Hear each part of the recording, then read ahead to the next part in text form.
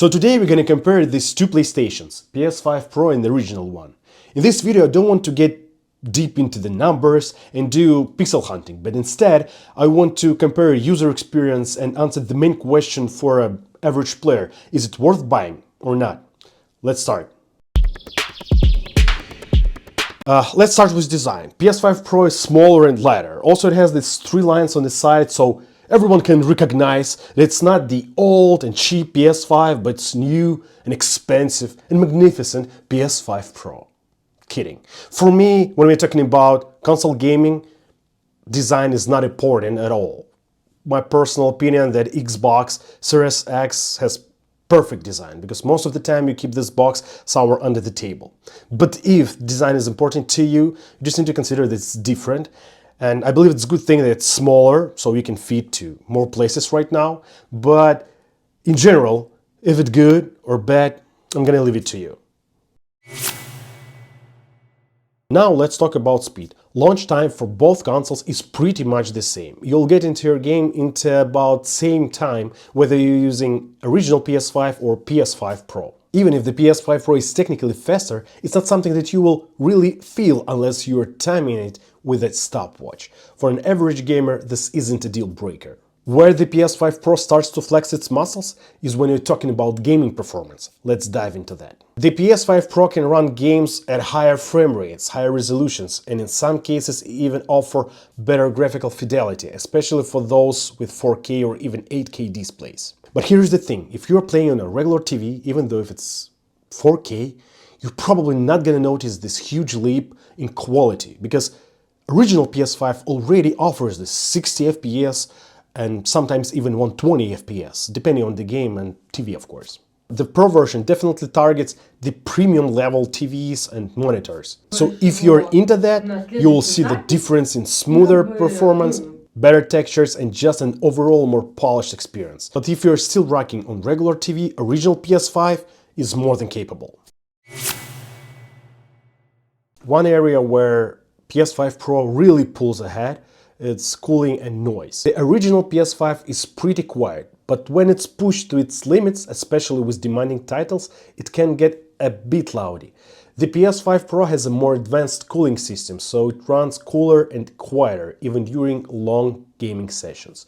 If you're someone who games for hours at a time, this is a really welcome improvement. Especially in case if your gaming setup considers staying your console somewhere near to a head, for example, on a desk. But in case if it's somewhere from 1 to 2 meters from you, I don't think that you will feel a huge difference. Now let's talk about backward compatibility. This is one area where both consoles are tied.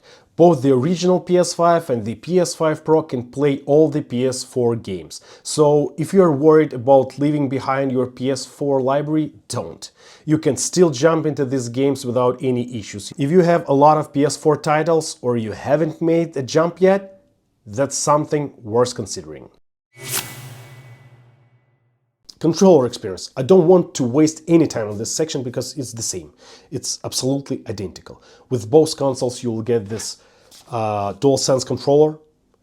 There are no additional features for PS5 Pro. It's absolutely the same. It's still doing its thing and it's great.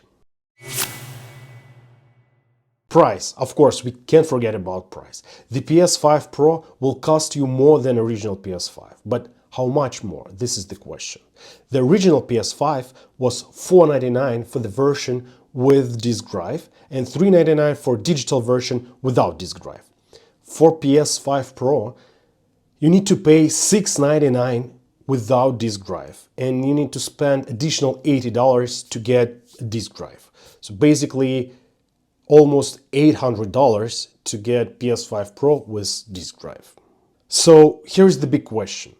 Should you buy PS5 Pro?